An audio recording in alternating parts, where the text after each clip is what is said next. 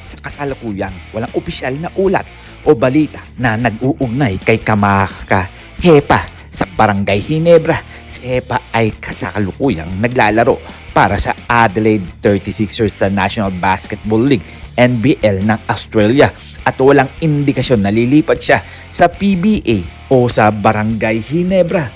Alam niyo ba na si Kamaka Hepa maraming nagkakalat na balita na posible nga daw na maglaro ito sa PBA. Well, kung titignan naman natin, talagang pwede siya makapaglaro sa PBA at pwede rin siya mag-apply para makapaglaro nga sa ating national team.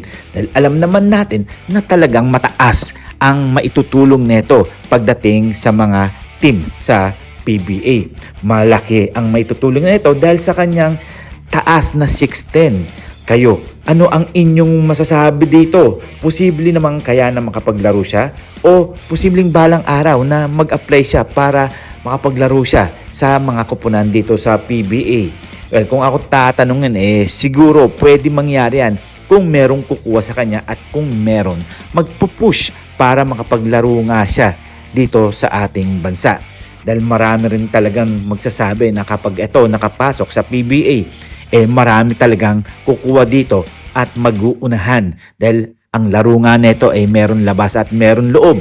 Well, ang taas nga nito ay nasa 6'10", na kasing taas din ni Junmar Fajardo, pero pagdating sa flexibility, talagang mabilis ito. Well, kayo, ano ang inyong magiging opinion dito? Well, pag-usapan naman natin, itong si Arvin Tolentino. Tungkol naman kay Arvin, matapos siyang maitrade mula sa Ginebra patong Northport noong 2022, siya ay naging pangunahing manlalaro ng Batang Pierre sa kanyang pananatili sa Northport.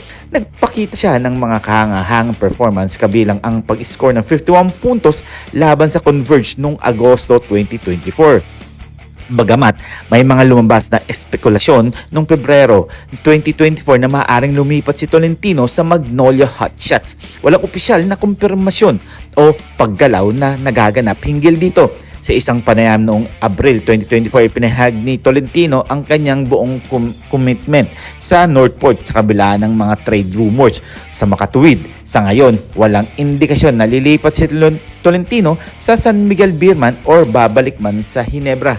Well, matalino lang talaga si Coach Tim Kundal. Ang mga star player niya o mga role player sa bench talagang binibigyan niya ng pagkakataon na mas sumikat pa sa ibang koponan dahil hindi nga sila nagagamit masyado sa loob. Alam naman natin si Coach Tim Kun mapagbigay yan at talagang matalino at henyo yan. Well, sana balang araw nga makabalik ito sa Barangay Ginebra. At kayo na ang humusga dyan. Hanggang dito na lang tawag natin kakalimutan na mag-subscribe.